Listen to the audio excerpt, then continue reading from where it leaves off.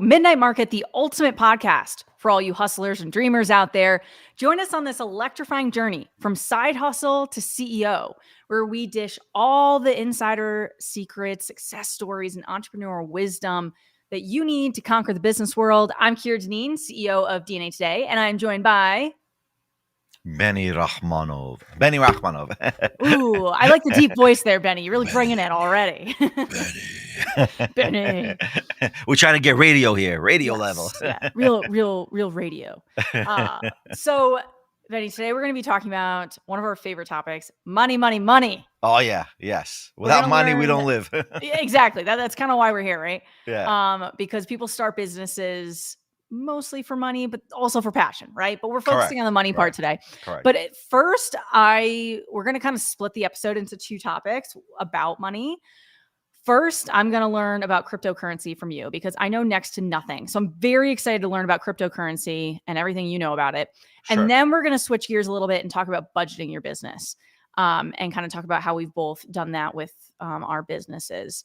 So to start out with cryptocurrency, I mean, this is a confusing topic, I think, of like understanding how this works. So can you just, as we start out, provide a beginner-friendly explanation of like what cryptocurrency is and how it works in a general sense before we get into the different types? Okay, so the general sense is cryptocurrency was a borderless transactions where I can go from one locale to another locale and have my access of my money instantly, which you don't have that in the banking system. You can't go from US banks to Japanese banks and have some sort of interconnectivity, although there is some sort of interconnectivity, but it's not instantaneous per se, right? And then you gotta like move money around. I was just in Japan. I gotta put money into my Suica, then use Suica for their train system. Yeah, so there's like steps to it. Right, and the debit cards do work, right? That's something that Visa, MasterCard, and American Express, the four major companies have done. I think Discover as well. They all have done it. By the way, I think Discover is being bought out or something. Really? Interesting. Yeah.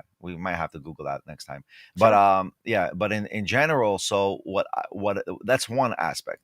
The other aspect is blockchain, where we are able to chain and basically have an order book, open ledger book of the amounts and the timestamps of the amounts of transfers. So we know whose wallet is, we know what wallet exists, again, without knowing who the person is. The idea was that we never know who the person is, right? But the ledger is open. It's an open ledger, but we don't know who it is, right? There's a privacy policy involved there. I was going to say, there's a lot of data privacy around blockchain from what I've heard. Right, except for the actual regulatory bodies, which actually want the data to be in their hands as opposed to the public, right? So they want to know the data. Yeah, let's see how that works. How many banks have been breached with their data, right? Like, I mean, too many to count already, right? So many of the big names. Names, so many of them. Enough is enough. Chase, Bank of America, Wells Fargo, I think. Wells Fargo, all recorded informations, all recorded. And then what about the release of information to the government without warrants, right? With the January 6th event, right? Whether you agree with it or don't agree with it, it doesn't matter. Without request of a warrant, it was released. So, where's the privacy policy there? That in itself is a huge topic that one day maybe we all talk about together as a team. But meaning the other shows as well. But in general, that's the idea that I believe is the purpose of blockchain. And of course, the main one is the more of an activist one is basically, they want decentralization from governments. That's really the main wow, we need to have decentralization, So that's a big difference between other types of investing and just managing money, moving money around, because in a lot of areas, it's like, okay, you're in this country and you have these regulations, but with a lot of this cryptocurrency, that doesn't exist. So it kind of creates this way of, it doesn't matter what country you're in. Am I getting that right? Think about that. It does and it doesn't. If the country does not adopt cryptocurrency, then you're in a problem, right? So the country must adopt some sort of crypto. They must adopt something crypto in order for it to work, In order to use it as a form of Yeah. payment, you mean? Yes. So if let's say I'm Oh. gonna go to a Bitcoin, I think one of the biggest things they do have Bitcoin ATMs where you Mhm. can withdraw your Bitcoin and get cash from wherever you are. I think ultimately, in my perspective, the ultimate use of Bitcoin, which is the ultimate blockchain, it's the ultimate cryptocurrency, it's the largest one. Yes. So the ultimate purpose of a Bitcoin is basically, like I said, borderless. That's the way I look at it. And I think the ultimate purpose of Bitcoin is just basically a pool of money. We're all pulling our money in one point, and at one point we all can take out. But the problem is, once you take it out, there becomes a decrease in value. Just like Well, the what? stock market. No, but stock market is based on growth of companies. Ah, okay, okay. Right, Right. right. So it's not based on a pool of money. So I believe it's Mm. just a pool of money. It's more simplistic in that way, Yes, but and almost. that's why I always tell people you can actually determine whether Bitcoin will go up or down because it's about how many people are pooling in their money together. So the more people pool money into the Bitcoin, the more valuable it is, and that's when you should sell. The less people pull money into Bitcoin, the less valuable it is, and then that's where you should buy. Like it's a very simplistic, I believe, concept. But again, disclaimer, there's no way here I am giving any type of financial advice. I'm just Mhm. telling you the prediction of what I see Bitcoin to be. Sure, and kind of just these basics of how it works and, Yeah. and looking at that. And I think it's interesting to look at how investing in these cryptocurrencies like Bitcoin does differ from other types of more traditional investing. I mentioned the stock market, say real estate. So, what is advantages and disadvantages of saying, all right, this is all my wealth. How do I want to split it up in terms of what I'm investing in terms of saying, all right, well, maybe I should be including cryptocurrency as part of investments? What are some reasons to do that? What are some reasons not to do that in your mind? Well, so if you take BlackRock and ARK Investments, obviously they did the EFTs, right, for Sure. the futures for investment futures for Bitcoin.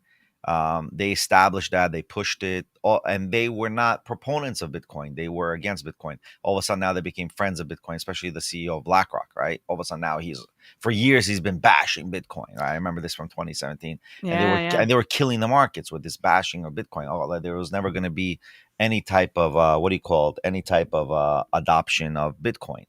Now, in my opinion, and this is again my opinion, Bitcoin has its pluses and it has its minuses. The intangibility factor is a minus, Yeah. right? Tangibility is usually the world of business. Can I tangibly own something? But at the same time, today, do we have tangible dollars and cents? No. Our dollars and cents are really in a bank with its virtual number, very similar to Bitcoin, very similar to cryptocurrency, and yet we are trusting the banks to say that is the money we have and that it will always be there. So we are still in that position that, hey, what's going on? Is the money available to us at any time? Right? We assume it is. We assume it's our right to have it available, but yet, you know, who knows, right? I don't I mean, know. if we all, and there was a time, and I forget exactly when it was in the last couple of years, where there was a major problem with certain banks of everybody wanted to get money at the same time, and not everybody can access their money at the same time Right. to Well, say, hey, I want to drain my account. right, right. So in foreign countries, you have that. In foreign countries, you do have that issue, and more than the U.S., right? Because the U.S. builds the system where you're able to interconnect with each other, right? Basically means Zelle I think helps a lot. Without a company like Zelle and these virtual, actually Chase started it with QuickPay, right? Without those types of instant transfers, I think it would have been there will be huge problems with the banking system because what would happen is that people who want to cash out won't be able to cash out. Until today you still can't cash out. Like for you to go to the bank and say I want to withdraw $1 million, I think there was a podcast or a influencer who tried to do that and it didn't work. Like he had to go to Yeah. several banks to do it. Because they don't have all that money just physically sitting there if you go and Right. walk into a brick and mortar Exactly. bank, yeah. I mean, cash wise, the none of the banks have the equivalent of what shows in data to cash. It doesn't match at all. So again, so then why not just adopt Bitcoin? But either way, just for you to know this, there's record, you can Google this for no doubt, that the Swift system has adopted blockchain tech. I didn't know that. I think they use Solano as the blockchain, either Solano or Chainlink. I think it's more likely Chainlink. They're using Chainlink's blockchain in order to mirror Chainlink with what's it called, with the actual Swift system. Hmm. So there is some adoption of blockchaining. There is something involved there, but I think that's only Chase doing that, or maybe just Swift. But I think that's also international. Go figure. We really don't know. We don't know. Yeah, no, it's interesting just to see, like, how some areas in the financial market are, like, super techy and keeping up with things, and other things are, like, so kind of old and just how it used to work and just keeping with the technology that they've had. But I think that makes sense, just everything you're talking about with that. Um, I mean, what we kind of just dove right into it, which I love.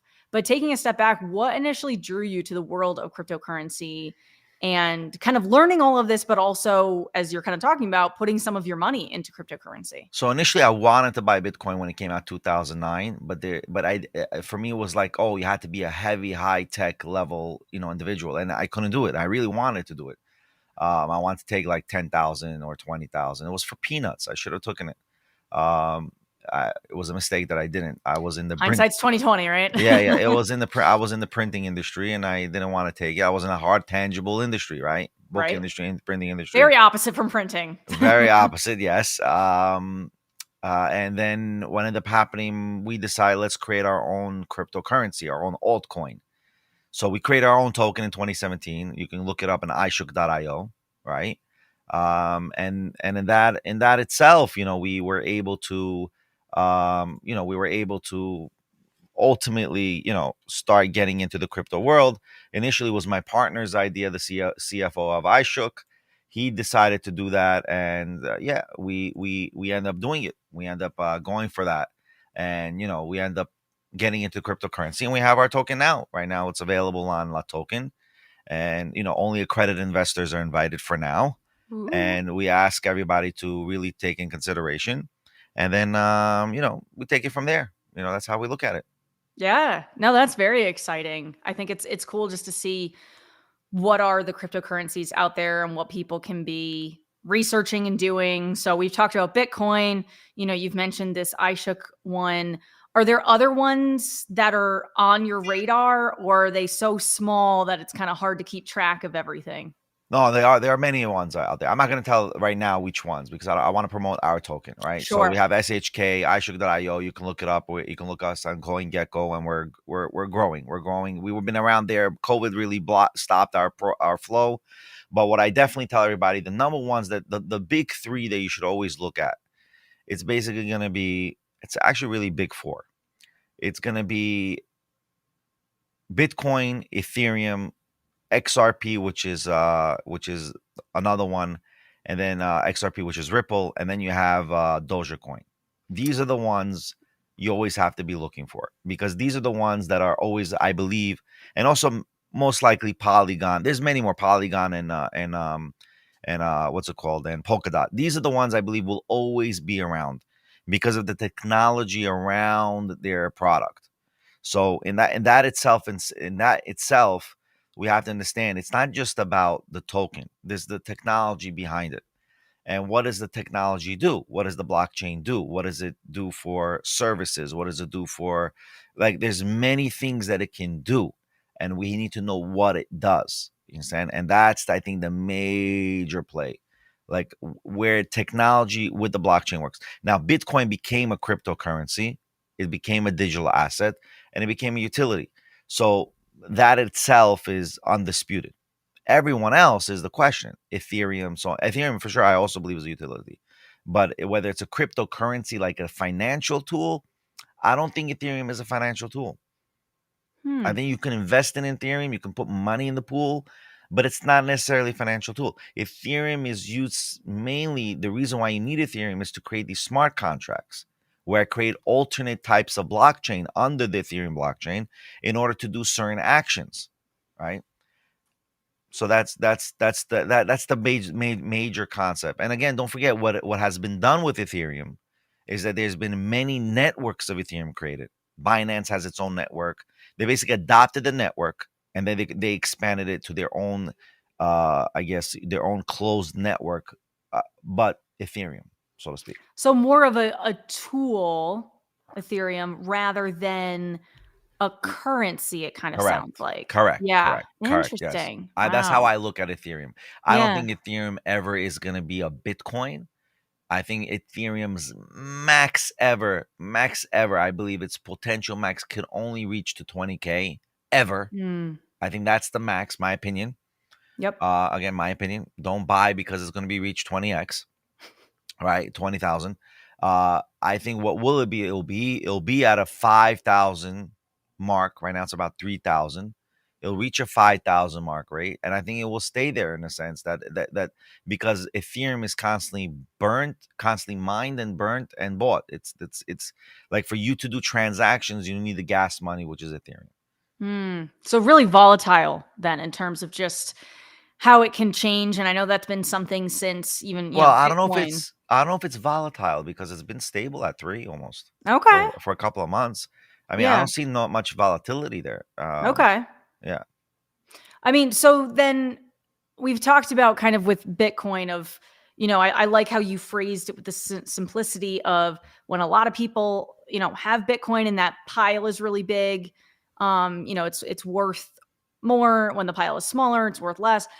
Are there other factors that you think about that contribute to the rise and fall of what these cryptocurrencies are worth? Oh yeah, definitely. So a lot for so let's go from the low to the top, right? We'll talk about these altcoins created by all these companies. Thousands and thousands of ICOs, initial coin offerings, were done in 2016 and 17. All of them disappeared. Almost 90% disappeared from the face of the planet.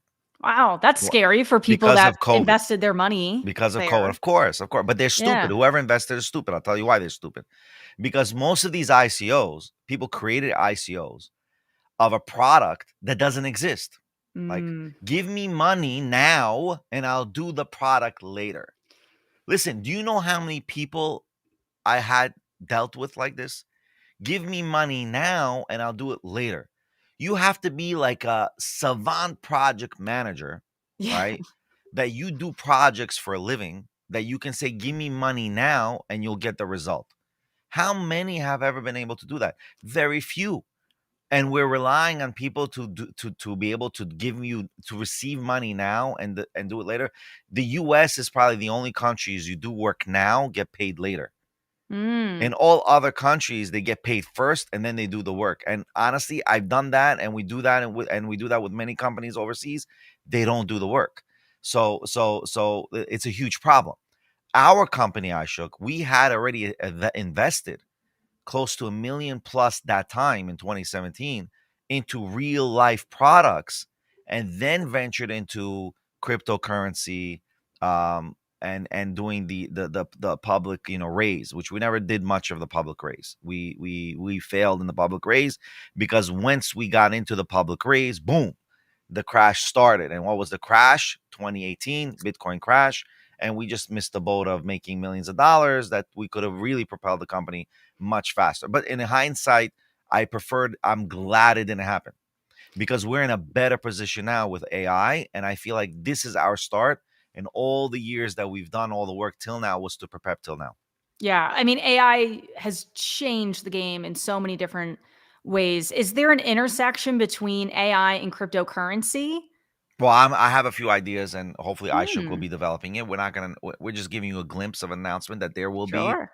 there will be some sort of AI intervention with crypto, and blockchain that we want to do. But Exciting. I'm not announcing what it is yet. I like the teaser. No, that's Yeah, yeah. great. I mean, Well, there's listen. definitely there's got to be um got to be ways that works. Obviously, I'm pretty new to crypto and learning all of this, but we can chat offline about that because Yeah. the listeners only get the teaser. Yeah. No, the company, the staff get to know everything. Yes, yeah, exactly, right. We make announcements, and obviously we have to, Yes, it's part we're of my payment, right? I yeah, I, that's I what get the insider you secrets. get. Yeah, definitely do. You and Chad, Me and the rest Chad, right? and the rest of the team, Daniel and everyone else. And I mean, kind of just talking about this, what are some misconceptions that you've encountered about cryptocurrencies and how would you debunk those misconceptions? Okay, so I would want to tell all the traders something very, very important. And I think the traders really need to understand this very strongly. And what I would tell the traders is you need to look at a company that has actually uh, a product. Don't invest in a cryptocurrency. Why would you trade a cryptocurrency of a company that has no products? Like, we are viable from 2013. We showed history of viability. So that's already 11 years in production and making, and we've created a full ecosystem. Right. I already start. I'm already stopping to try to micro our company. Like, oh, we have this product, that product. Forget it. We have an iShook ecosystem. That's what we're promoting. And our iShook ecosystem presents a full stack of abilities that people can do in one platform.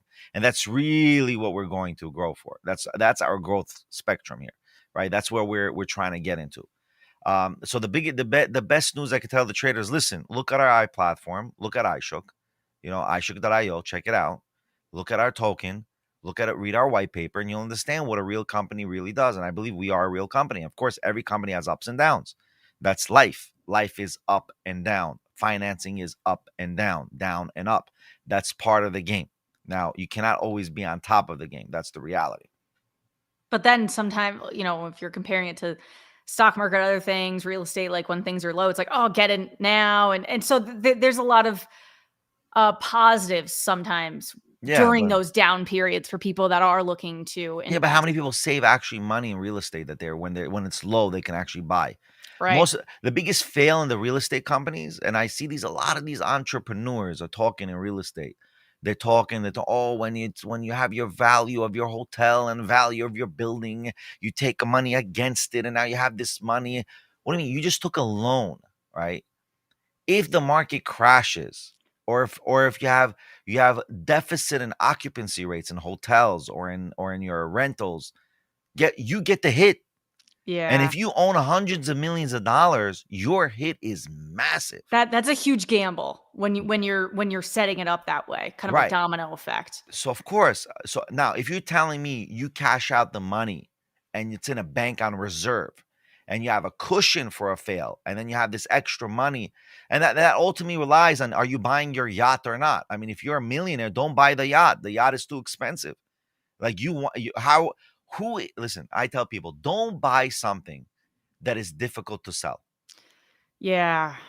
Okay, you're gonna buy a hundreds of millions of dollar yacht. Who in the world is gonna buy your yacht? You need another billionaire to buy your yacht. What does that mean? That means it's another 400 people who can buy your yacht. How Right. many of the 400 already have their own yacht that they're gonna buy your yacht? Yeah, So like what is that supply and demand looking what is like? the supply and demand look Yeah. like? So a little advice to billionaires: if you build a yacht, make the yacht into a cruise liner as well. Like, get it, Mm. Airbnb your yacht. That's what I Yes. tell you guys. You want to make money? Don't leave your yacht burning money. If you're not using the yacht during the year, right? The off season that you're not using it, make it into Passive rent my income. yacht, passive income. Yeah. A few billionaires from a small guy teaching the billionaires how to make money. Yes.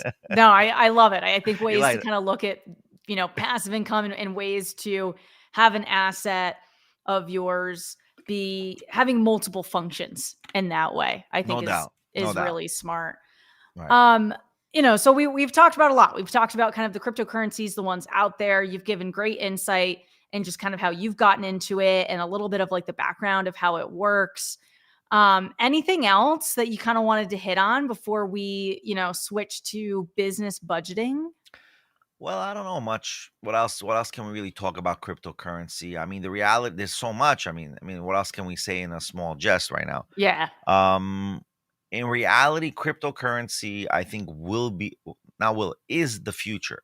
right? The mock of its technology is the future. Now, would all these altcoins or all these other types of crypto blockchain, will they become a financial asset? I don't know. I mean, it all depends on what the government does and the SEC and all the regulatory bodies do and what the Congress will do in America. It already has been adopted by the big China, Russia, Brazil, BRICS, I think it's called, right? So the BRICS concept has already been adopted. So all that in itself, it's there, right? It's part of the game. So the people are adopting the cryptocurrency as specifically Bitcoin, right? So Bitcoin, we're talking about Bitcoin. That's the only one that they're really adopting. Are they adopting the other ones for their finance for as our government's adopting other ones? I don't think so. I don't think Mm. any government will adopt anything but Bitcoin and Ethereum.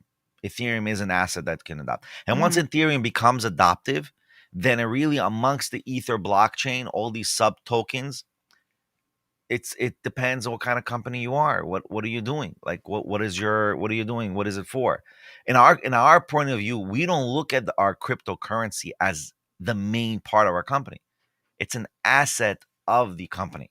So Mhm. it's not the main right? It's an asset. There's points for it.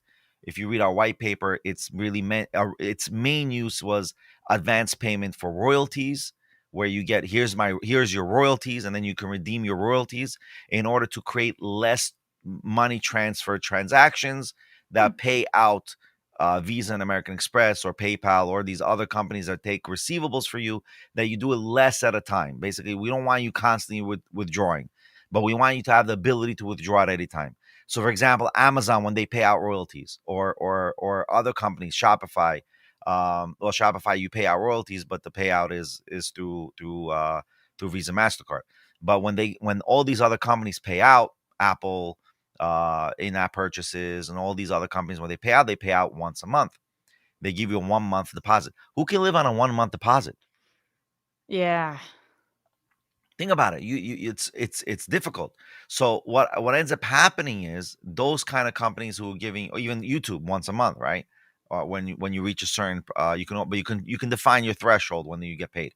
But nevertheless, once a month. But at least this way, we give you a token and you can initiate when you want it, what time you want it. That was the whole idea.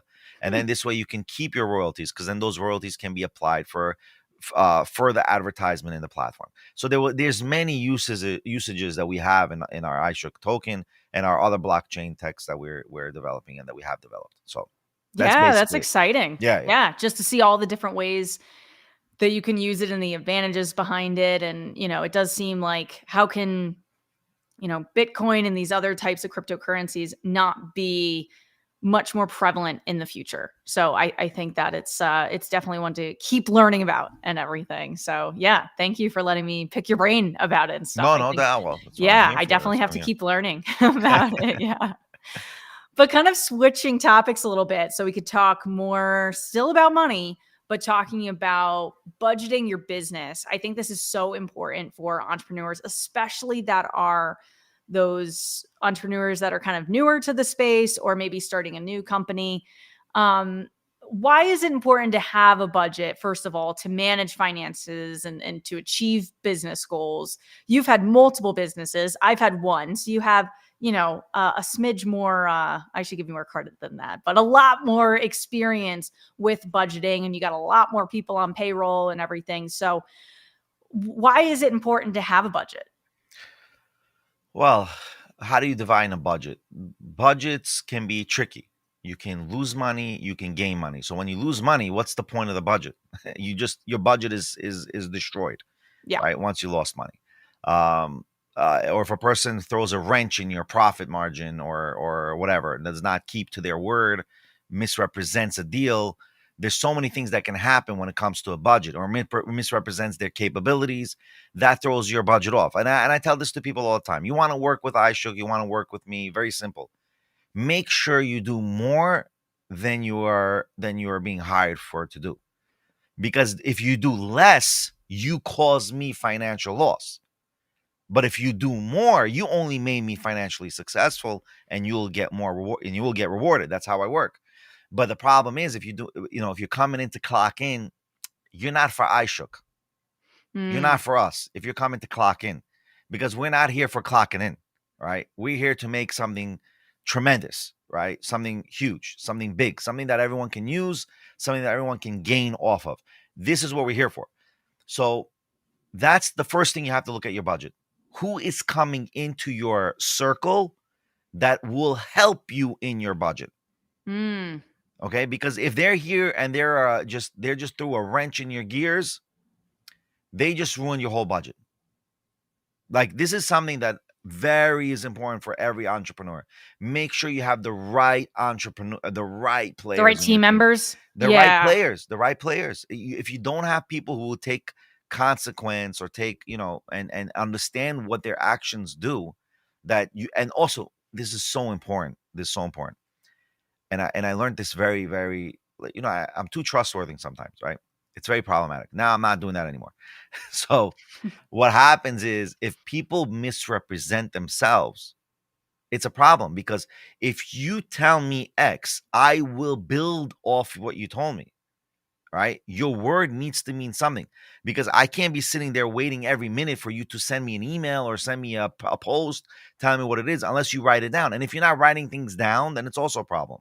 Yeah. But if you wrote something down, let's take the fact you wrote something down, you presented to me what you wrote, and what you wrote doesn't happen, right?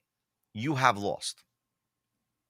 You have You lost. really have to count on your team members and people as an entrepreneur, the people that you're hiring, to be like, all right, part of my budget, a large part for a lot of companies, is wages, salaries, however you're defining that.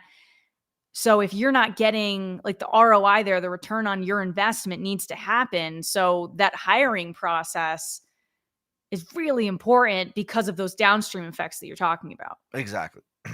Exactly. Yeah. That's exactly it. Yeah.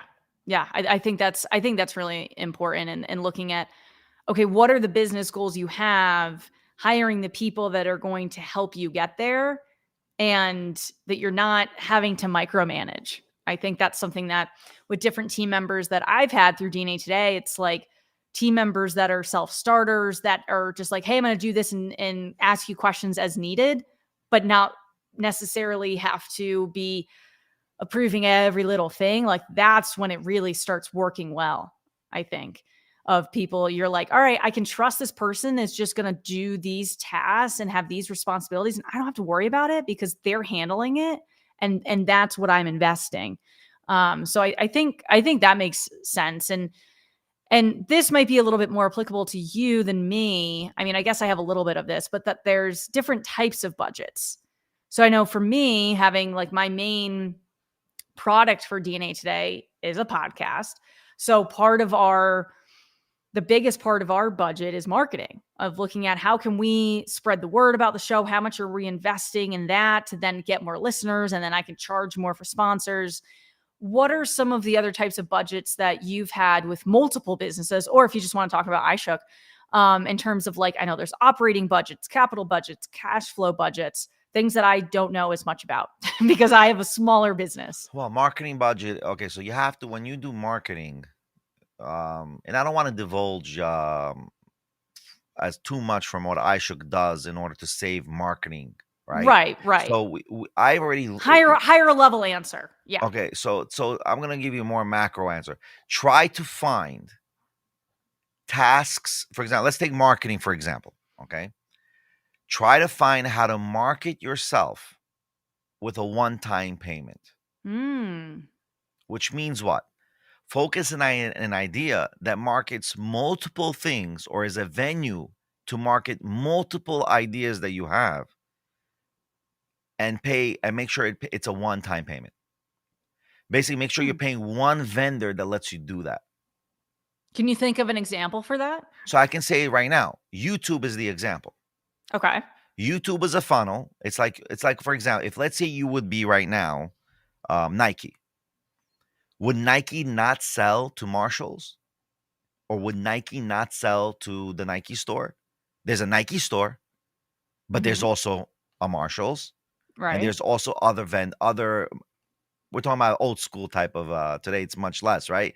But we're Mhm. talking about like they would not sell Nike into Kohl's, right? Kohl's sells yeah, like Nike. Yeah. Nike would be there. Nike would maybe not the high end Nike, but the Nike will be there. The brand will be there.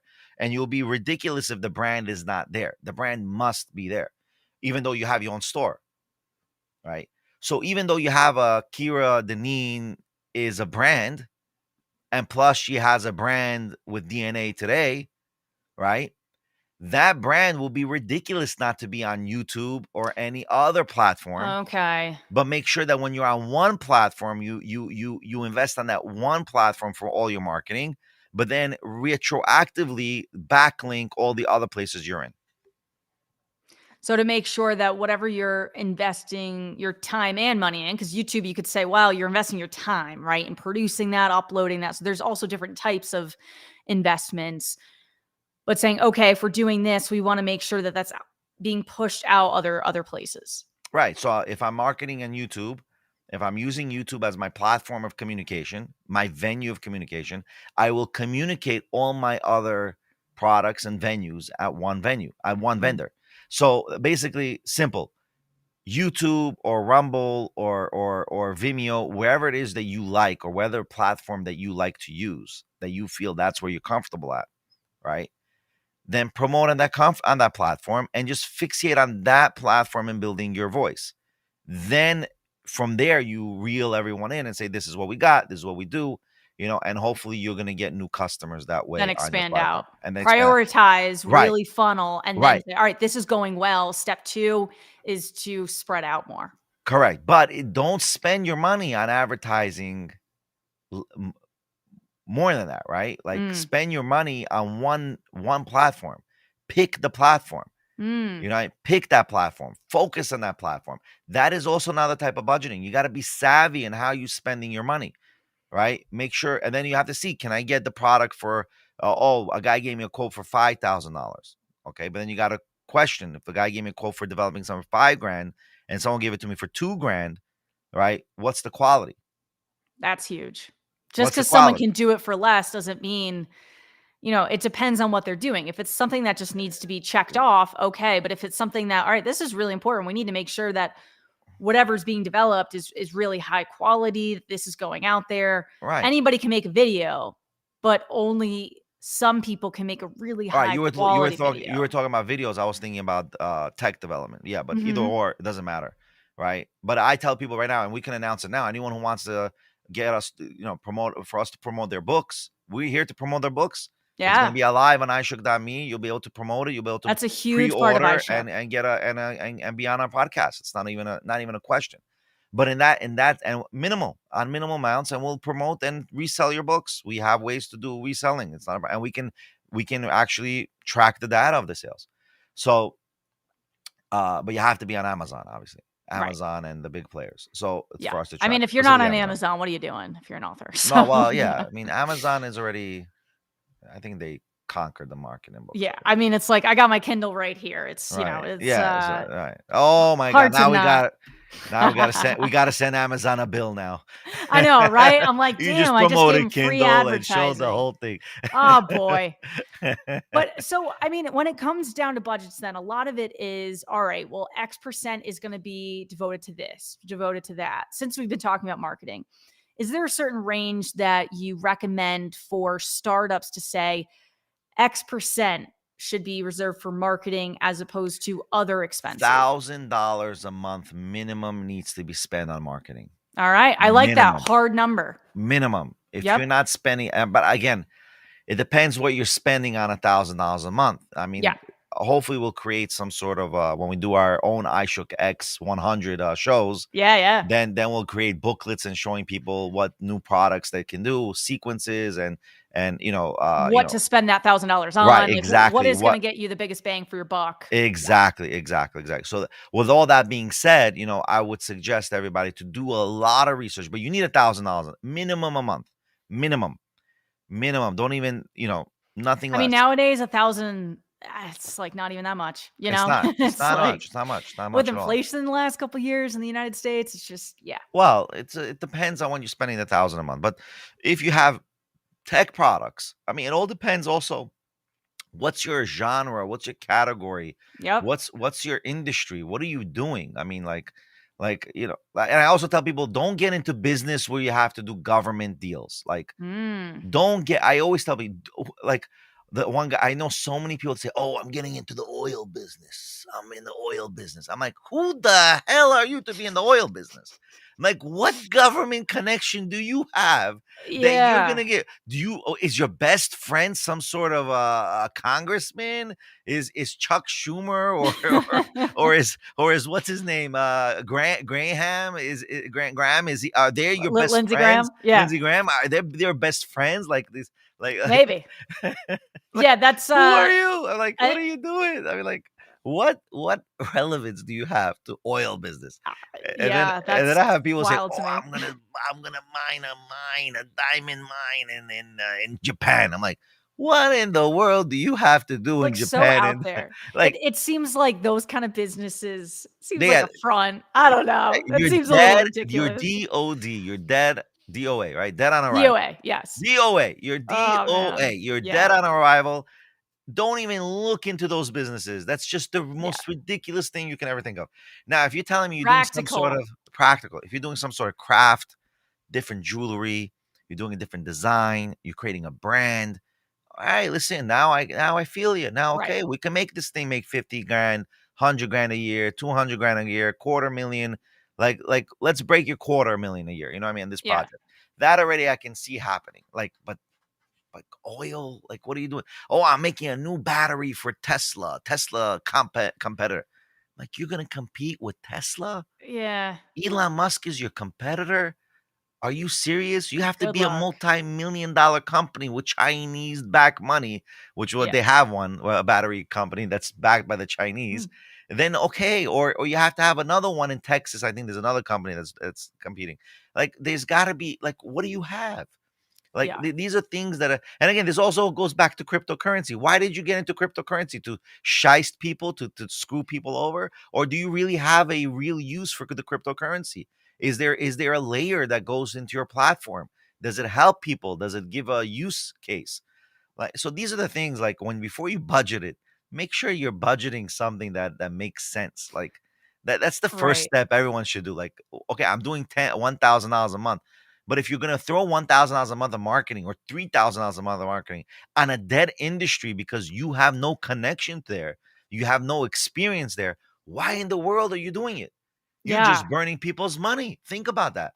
But the thing is, people like to burn people's money. It's easier. They do. They do. Yeah. I don't But like I it. I think hate it. that it's important for those that are kind of really early and they're figuring out what their business is gonna be. That's so important to make sure, are you going into a business, or starting a business where this industry really has a future? So I think that's a big part.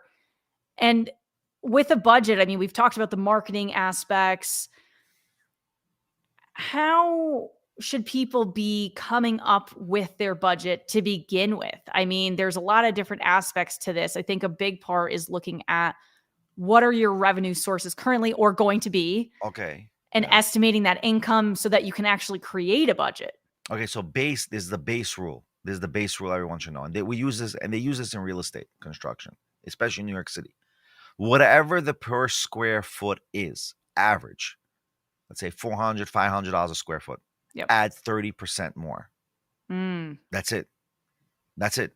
that's And pretty then simple. if you can get it below budget, which is, go for it. Try to get it below budget without affecting quality. That's fine. That means if you can get a certain item number in quality wise from another company, right, at a cheap rate because you have some sort of connection, you're bypassing some wholesalers, some brokers, go for it. Again, in construction, right? You never want to compromise quality. We have bridges collapsing because of that, Oh my right? god, yeah. Yeah. So Recently in, Connecticut on 95, there was a big problem, and that is because a truck holding a bunch of gas exploded, but okay, yes. right, Yeah, but again, that's already a different thing. That how can right, you even like, for a truck exploding? How do we even, like, most engineers are not going to take that in consideration, but they right. should. I mean, maybe now they're going But to do it. you do need to take into consideration when catastrophes happen. I know we mentioned earlier in the episode of having that reserve, like that safety fund of that being really important. Is there a certain amount that you recommend businesses to have as kind of their Yeah, safety net? 30%. Just add 30%? 30%. Add 30%. Add 30%. And then if you don't use that 30%, give it back to your investor Mm. and show to the investor, look, Hey, we're doing well. yeah, we're doing well. We did it under budget. They don't need to know you added 30%, Yeah. right? But the investor doesn't need to know that. The investor doesn't care that you're adding 30%. You need to add the 30% for your sake. Mhm. So you add that, make sure it's in the budget, make sure it's in your investment portfolio, right? That's what you need for your investment, and then try to get it below the 30%. Try not to using that 30%. And But if you then once you do, you say 20%, hey, look, you still had that 10%. So right, that creates a really nice cushion. yeah, and then you can always give it back and say, listen, we did the best. Mhm. We've achieved more than we expected. Here's your money back. But you got to be that way because it's worse. It's better to give money back to an investor than to actually have the money, spend the money, and say, no, now we need 30% more in order to fix the problems we created or for Yeah. unseen issues. Right, because they're gonna happen in all businesses, things Right. come up. Even if you want to write, we're collecting 30% extra for unforeseen, potentially unforeseen issues. But then Mhm. you're gonna have to justify the 30%. But so I Right. suggest everybody, you don't have to really write it down. I don't think it's an obligation to write it down. Yeah, Just add you're it to coming yourself. up with how much your that invoice is gonna be. So, Right. you know, I mean, you have to have some numbers behind it of explaining kinda how you're coming up with it, but in terms of expenses, I'm learning that there is fixed costs, variable costs. How much do you know about this? I mean, with fixed costs, I think of, for me, like every month we pay for certain digital tools. So we have an email newsletter, we have what is it called? Like Photoshop apps. We have different things like audio editing apps. Like that's, kind of a lot of our Right. expenses. So and this is what we do in our communities internally. Each, like, let's say you do newsletters. How many sponsors you have in a newsletter? Hmm. Make sure you have your sponsor just for the newsletter committed for the year. Cut that expense out. Cut that budget out. Right? Audio. Who's the sponsor for the audios? Who's the main one? Cut that out. Tell them, listen, this is the package. We want you just to cut our expense. Have This is our them cover expense. those expenses Have them indirectly. cover the direct expense. And then Yeah. every sponsor thereafter is a bonus. Yes. That's how you I got to love look at that. it. That's how Yep. you got to look at it. And Yeah. that's how That's and that's basically how how we've set it up. Yep. Yeah, and that's how you should set it up, and that's how you should set up in any other project that you're doing. That's so important. And I tell people that I don't tell people, but this is the advice if everyone would ask me, and that's what I tell them. Like there's a lot you can do, and there's a lot of things, and for some reason people don't know this. It's just they just don't know it. So like you have to figure out how to know this, right? So it doesn't come overnight. And it's a lot of trial and error. I think, especially even going back to the marketing, it's like, you might say, all right, well, this month, let's try this and see how it works. And it's like, all right, that didn't perform as well as I thought. Let me do something else for the next month. And so I think that's kind of true with other things. Like you might be looking at, say, digital tool or hiring someone, and you're like, I think this is going to be good, but I'm not sure. Right. And so, I think looking back at your budget every so often is really important, and recalibrating it to be like, hey, this is working really well. So I actually want to allocate more of the budget to go towards this aspect because the ROI is awesome on it. And kind of just looking at those like key performance indicators so that you can keep going back. How often do you recommend for people to re-strategize their budget? How often? Depends how you want to grow. What's your growth Mm, level? yeah. Of looking at depending on how Right. fast things change too, I guess. Yeah, it's also Yeah. about adaptation. There's many factors involved. Yeah. Is there other ways that you think about how to track performance and how well things are doing so that you can use that information to edit budgets? Mm, no, not that I use. Not that I Okay. use. Not that I use. I mean, the more we're gonna grow, for sure, we need to create some sort of tracking. But again, you also have to be savvy in your budgeting, right? You have to know how to, like, you have to also balance, because if you're struggling, even if you're making the money, right? So you have two problems. When you're making the money, you have a problem. When you're struggling, you have the problem. What's the problem? When you're making the money, you can be overpaying because you think you're making the money. Yeah. When you don't, because you think you have the money or have it. No, but you can be overpaying. And then when you're struggling, you don't, you have to know what to pay first, what to pay second, right? So you got to figure out a way how to maneuver it. And it's too complicated because every business, everyone has their own shtick, right? So it's very Yeah. hard. It's very hard. I don't know. Yeah, it's very different because we're kind of talking about businesses in general with that and figuring it out. Are there certain tools, software that you use to kind of look at just managing businesses and making sure that things are on track, or even just keeping track of invoices and different things? Because the bigger your business gets, the harder it is to just track everything. Yes. Yeah. So you need a lot of automated platforms to do that, so it's not so simple. I mean, but hopefully, listen, my goal is eventually to, depending on the structure where we're at, we might develop our own, tech in order to, monetize that kind of service. But we'll see. We'll see. Yeah. There's not much I can really explain how to do the budgeting because I haven't really found the best one yet. You know what I mean? Yeah. I And haven't it's really hard because found. everything's different, as we said. Like, Yeah, what works for one company in terms of breakdown of budget of, 20% to marketing, 40% to salaries, like, that's not going to apply to every business, especially for a lot of people that are listening to this. I, imagine, and what we've heard so far is a lot of people are like solo entrepreneurs where it's just them. There's nobody else on the team, or maybe they have certain people that they contract out to. Hey, can I hire you to design a logo? Can I hire you to develop a website, or like one-time projects? So I think that's where it's going to differ a lot. There's no magic number. And I think that's what makes it really hard. I think in terms of tools, I'm a little bit old school, I guess. I still use like Google Sheets to just keep track, and I have an income tab, our expenses tab, looking at tab of just what we've made over the years to kind of see how much we've grown over the years.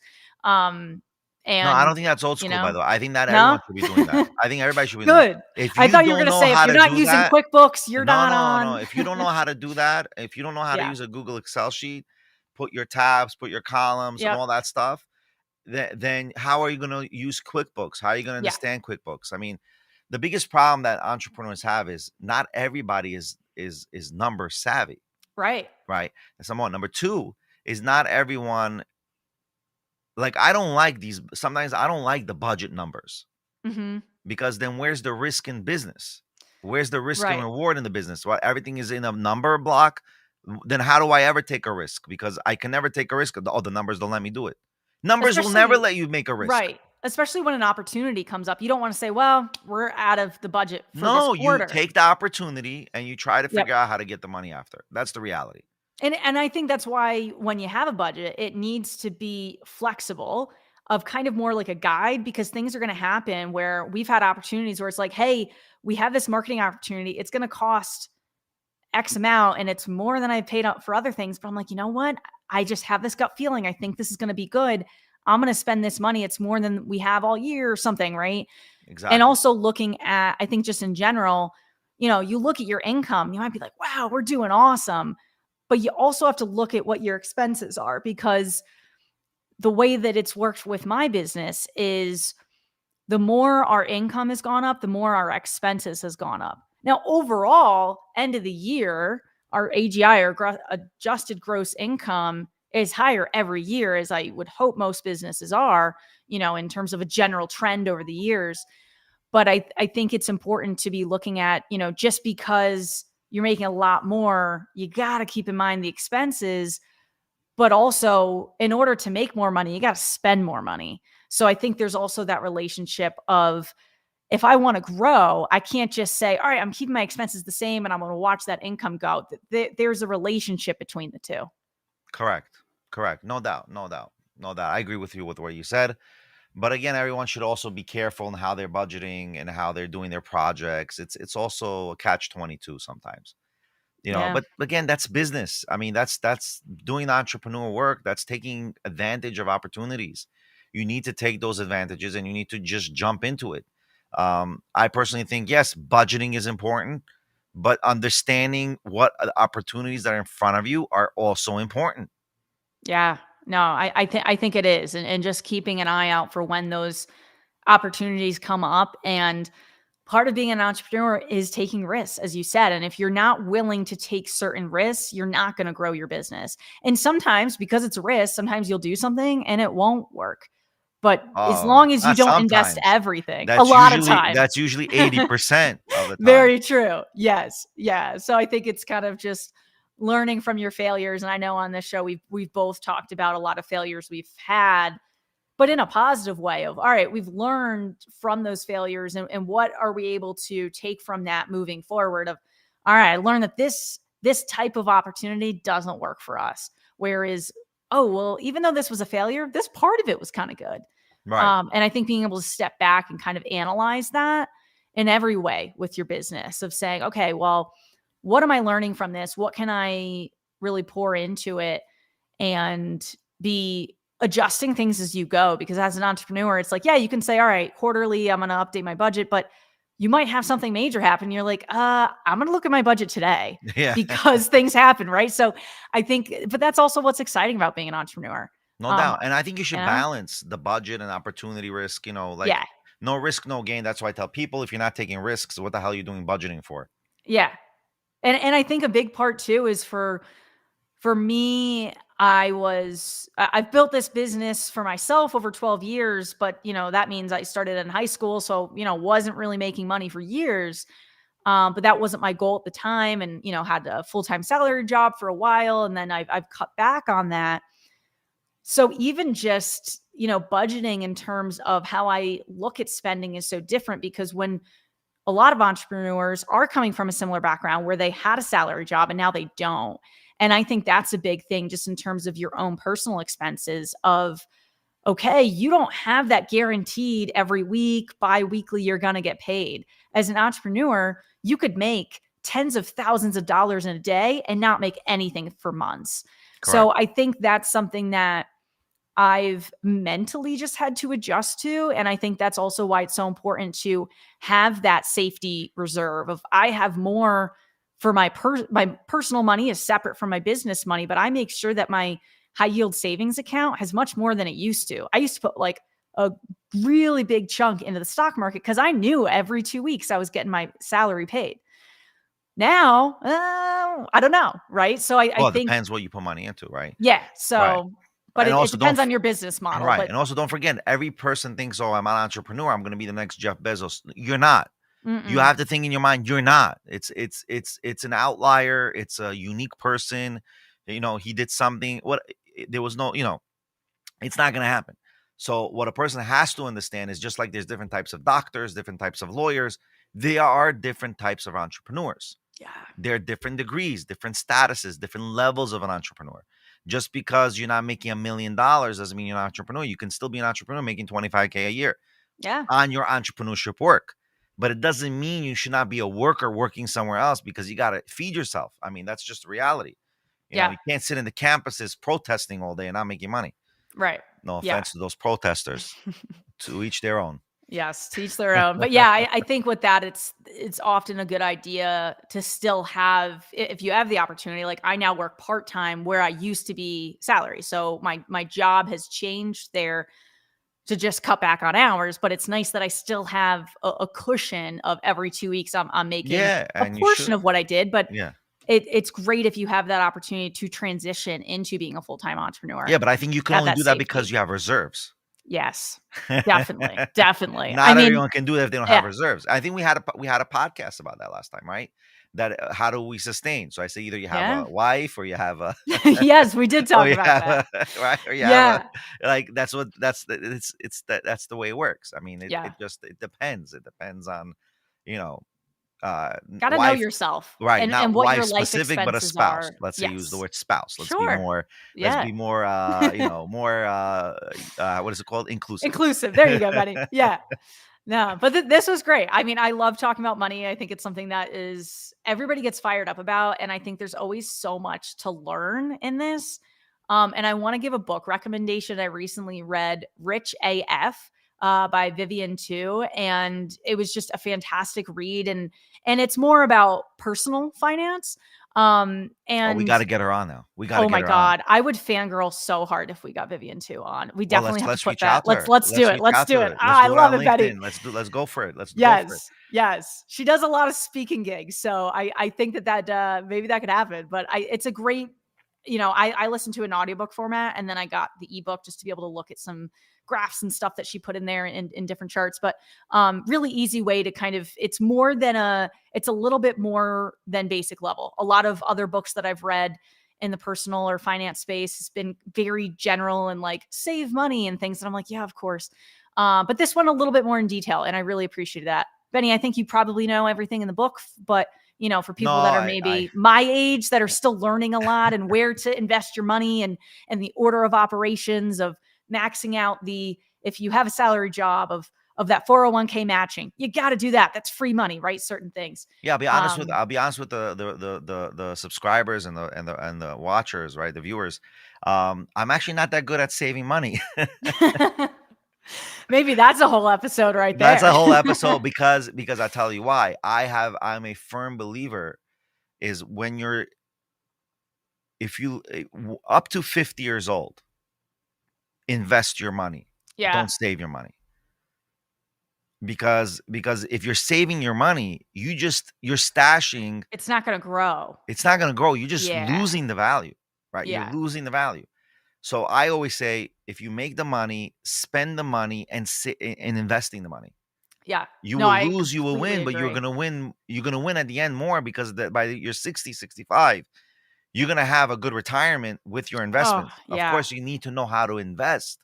Right. That's the problem. And maybe Mo we should do an episode on investing specifically because Well, I we think need to get bigger investors on the show. I mean, that's for yes, sure. that is true. Yeah, we need to Yeah. get bigger investors who can give more Yeah. macro template in how to Yeah. invest. And I think, I'll kind of leave my last thought. My uncle, shout out Uncle Bob, that, big thing that he's always talking about is compound interest, compound interest. And I'm 28 right now, and I've been investing in, S&P 500. And it's been so exciting to watch that money grow. On the other end, when I see it dip, I'm not concerned because I've got decades for that to come back. And we've seen that over X amount of time, the stock market has never lost money. I think if it's like 20 years or something like that, and I can't remember all the numbers, but so important when you're young to invest because that $1 will be so Right. much more when you retire. And I'm probably not retiring until my 80s, I hope, because I love doing what I Oh yeah. do. I mean, even if you're not So retiring, you're still considered retired because of the money you made already, right? sure. And like Right. living on just the interest you make every year. But Right. I get so excited about this. We are over time. So I want to be Definitely, respectful of your definitely. time, Benny. But hey, we're Always. passionate. I think people can really sense this, I right? love it. I love it. I Yes. love it. So Guys, thank you, tune everybody. in again, subscribe to our shows, Midnight Market and iShook Co. Yes. All Be right. well, Until everybody. next week.